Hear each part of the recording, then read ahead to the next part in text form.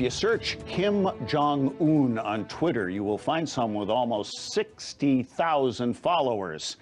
He describes himself as scholar, athlete, God King of the greatest nation on earth. And he admits it's a parody account. We can't find the real chairman of the Workers' Party of Korea on Twitter, but that hasn't stopped our dear leader from talking to him there. President Trump, offended by a statement Kim had made on Twitter, asked, "Why would Kim Jong-un insult me by calling me old when I would never call him short and fat? Oh, well, I try so hard to be his friend, and maybe someday that will happen." Good-natured zinger, sure, compared to tougher talk we've seen recently in Trump's cyber diplomacy. The president tweeted what he told a hushed United Nations General Assembly: "The USA has great strength and patience, but if it is forced to defend itself or its allies, we will have no choice but to totally destroy #NoCo." And as our Secretary of State was trying to move the ball diplomatically, his boss tweeted, "I told Rex Tillerson, our wonderful Secretary of State, that he's wasting his time trying to negotiate with Little Rocket Man." After Trump tweeted videos posted by Britain First, a nationalist anti-Islam group in the UK, Prime Minister Theresa May was not amused. "I am very clear that retweeting from Britain First was the wrong thing to do." To which Trump responded on Twitter, "Theresa May, don't focus on me. Focus on the destructive radical Islam terrorism that is taking place within the United Kingdom. We are doing just fine."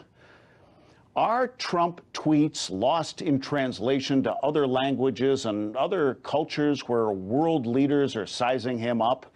Is Twitter, as the president claims, a useful way to end-run the corporate mainstream media filter and engage directly with Americans? Let's ask Professor James Roberts from Baylor University. He is author of Too Much of a Good Thing: Are You Addicted to Your Smartphone?, which includes a chapter about the commander-in-chief's Twitter habit. Also, deep in the heart of Texas, conservative radio and TV pundit Paul Gleiser, whose blog is youtellmetexas.com. Gentlemen, welcome. Thank you. Thanks for having me. Thanks for having me, Holland. Paul, a recent poll tells us that half of Republicans wish the president would quit Twitter, and that's up from 36% as recently as January. Ditto, 64% of independent voters, double the January number, and 84% of Dems, up from 66 back then.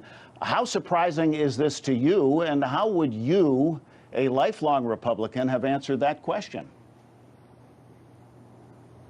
Well, first of all, I would want to know what exactly was the question, because as you know, the question can very much affect what the responses are. The better question to ask in the poll question is, instead of is Donald Trump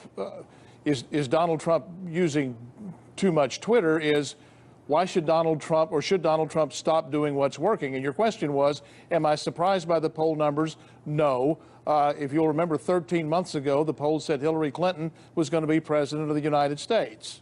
Well, fair enough, but about its working, just yesterday we hear from Pew, the new poll numbers are an all-time low. He's down from 39 to 32% approval rate in general, and down among Republicans from 84 to 79. So is it possible that he's only talking to that hardcore base?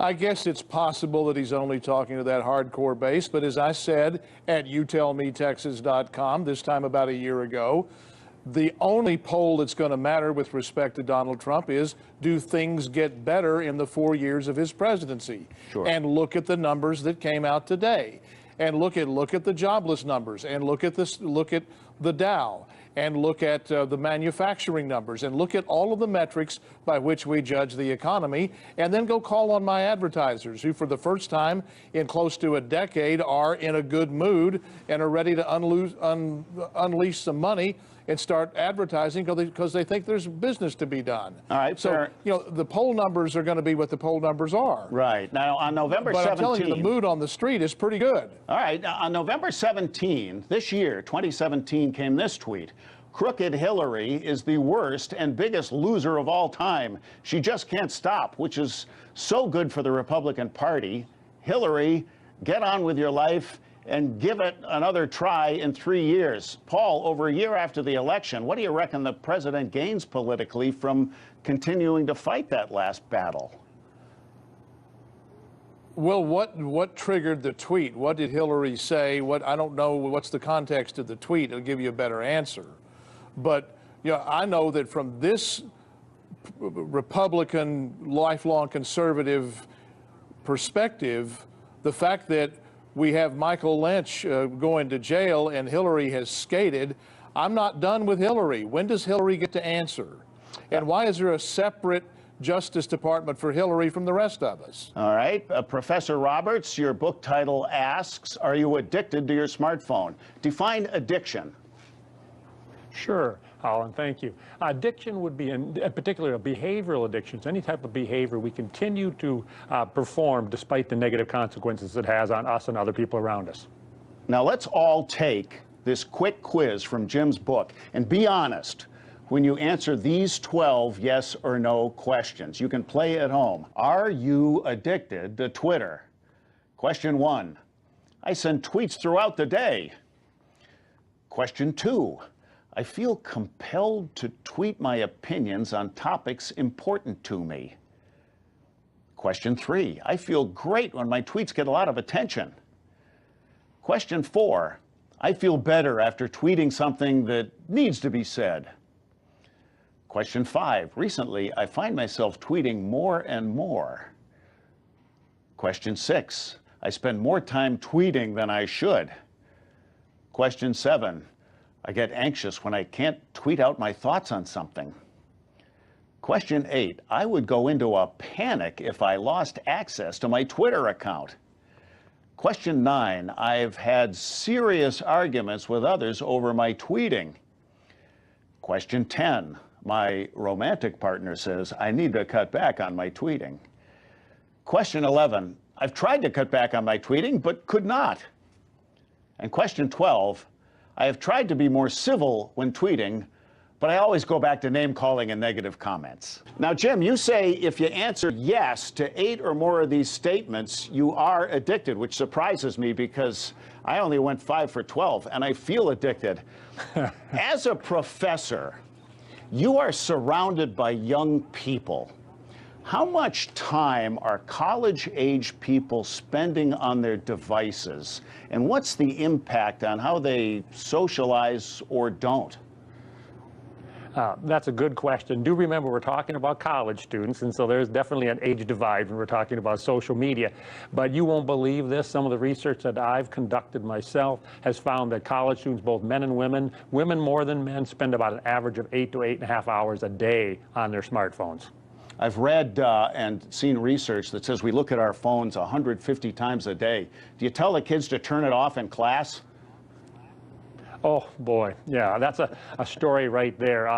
20 years ago, my biggest task was getting students to sit back in their seats and quit talking to each other. Now when I walk into the classroom, it's like a morgue. There's not a sound being made, and the biggest thing I have to do is get the students to look up from their smartphones. Yeah, I'm walking down the street before the show today, and I saw a guy bump into the pole because he's walking, looking down. This is something we do regardless of age. But, Paul, same question to you, because you are an employer, so you encounter job applicants and their application skills, and you've got a teenager at home.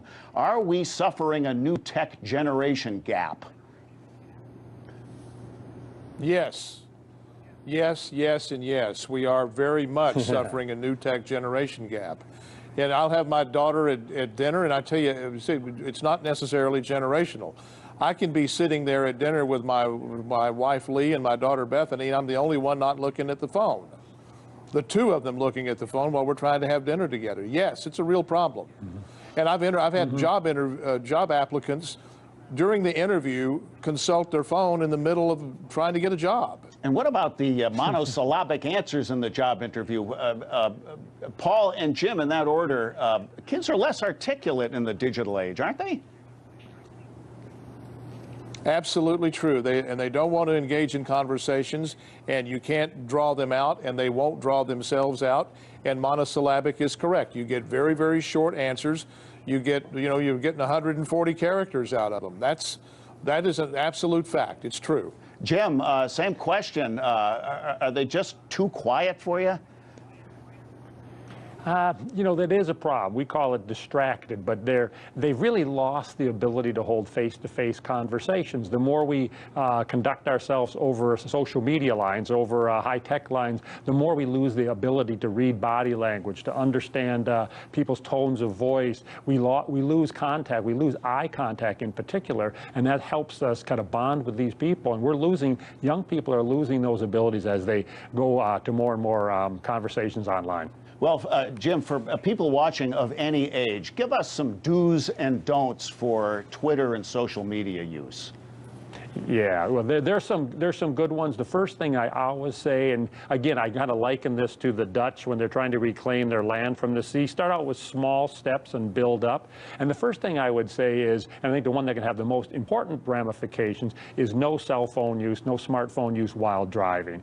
So simply, and this is a habit, this is an addiction, and so we're going to have to take drastic measures, and that might mean putting your smartphone in the trunk of your car, because we know even if the phone is in the car and you're not talking to it, it's enough to distract you when you're doing your driving. So first thing is, try it with your smartphone or with your driving. Make it the first thing you do is to make that smartphone inaccessible while you're driving. Other things as we get outside of the car would be things about setting up smartphone-free zones and times. And what I mean by that is places and times throughout the day where your smartphone is forbidden. So that could be when you're at dinner with your children, and that could be at work. Check your smartphone only at certain times at work, when you're on a date with your spouse. All these types of things, and particularly in the bedroom at night. We know not only can it be disruptive to your sleep. Amen. Thank you, Professor Jim Roberts from Baylor University, and Paul Gleiser, KTBB Radio and Fox 51 TV. And you want to follow Paul's thoughtful blog at youtellmetexas.com.